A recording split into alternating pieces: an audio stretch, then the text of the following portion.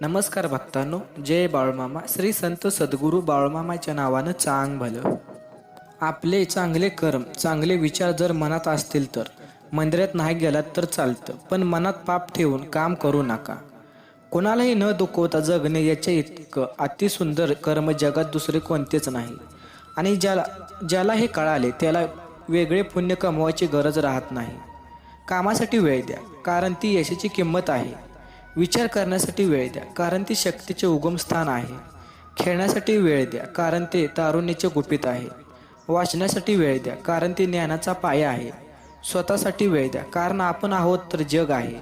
आणि अतिशय महत्त्वाचं, दुसऱ्यांसाठी वेळ द्या, कारण ते नसतील तर आपल्या असण्याला काहीच अर्थ नाही. पश्चाताप कधीच भूतकाळ बदलू शकत नाही आणि काळजी कधीच भविष्याला आकार देऊ शकत नाही. म्हणूनच वर्तमानाचा आनंद घेणे हेच जीवनाचे खरं सुख आहे. माणसाने आपले कर्म चांगले ठेवावे. कोणी पाहत नाही असा अर्थ काढू नये. जेव्हा नेती त्याचा हिशोब करते तेव्हा तिथे कोणाचाही वशिला चालत नाही. भावना कळायला मन लागते, वेदना कळायला जाणीव लागते, देव कळायला श्रद्धा लागते, माणूस कळायला माणुसकी लागते. चांगलं जगाला सुंदर विचार लागतात आणि भरभरून जगण्यासाठी पैसा नाही तर सुख, समाधान, निरामय आयुष्य लागते. माणसांवर टाकलेला विश्वास जेव्हा तुटला तेव्हा दरवाजाचा जन्म झाला. त्या विश्वासावर देखील आघात झाला तेव्हा कुलपाचा जन्म झाला. आणि कोणाचाच कोणावर विश्वास राहिला नाही तेव्हा मात्र CCTVचा जन्म झाला. जोपर्यंत मनाला आशेचे पंख आहेत, हृदयामध्ये ध्येयाचं वादळ, अंतःकरणात जिद्द आहे, भावनांना फुलाचे गंध आहेत, डोळ्यासमोर खुले आकाश आहे, तोपर्यंत येणारा क्षण आपलाच आहे. देवासमोर उभा राहून तुम्ही काय मागता यापेक्षा देवाकडे पाठ असतानाही तुम्ही कसे वागता यावर बरेच गोष्टी अवलंबून असतात. कधी कधी शांतच राहणे खूप गरजेचे असतं. आयुष्याकडे सगळेच प्रश्नाची उत्तरं मागायचे नसतात, कारण वंजरीत पाणी तर पकडू शकतो पण टिकून नाही ठेवू शकत. आयुष्य जर तुम्हाला मागे खेचत असेल तर तुम्ही नक्कीच खूप पुढे जाणार आहात, कारण धनुष्याचा बाण लांब जाण्यासाठी आधी मागेच खेचावा लागतो. कधी आडल्या नडलीचे हाक तुमच्यापर्यंत पोहोचत असेल तर ईश्वराचे आभार माना, कारण तो समर्थ असतानाही इतरांच्या मदतीसाठी त्यांनी तुमची निवड केलेली असते. आपल्या आयुष्यात येणारी माणसंही झाडाच्या अवयवासारखीच असतात.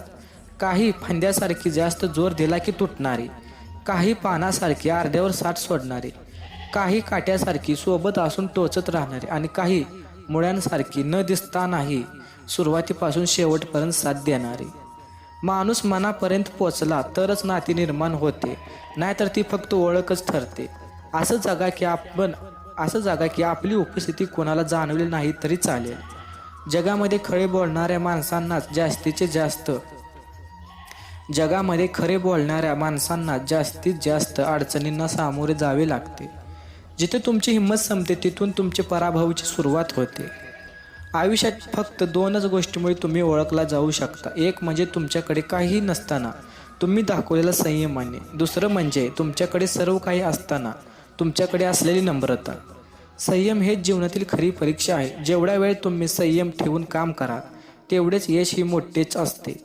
कोणाला दुखवून मिळवलेले आनंद कधीच सुख देऊ शकत नाही, पण कोणाला आनंद मिळावा म्हणून स्वीकारलेला त्रास नेहमीच सुख देतो.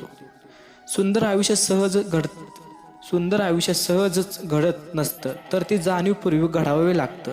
ती म्हणजे प्रार्थनातून, माणुसकीतून, प्रेमातून, त्यागातून आणि सर्वात महत्त्वाचं म्हणजे कृतीतून घडत असतं. कोट्यावधी रुपयाची दौलत देऊनही सुखाचा एक क्षण बाजारात मिळत नसतो. त्यासाठी संपत्ती नाही तर माणुसकी आणि माणसे कमावी लागतात. चांगली भूमिका, चांगले ध्येय आणि चांगले विचार असणारे लोक नेहमी आठवणीत राहतात, मनातही आणि शब्दातही आणि आयुष्यातही राहतात. बोला बाळूमामाच्या नावानं चांग भलं.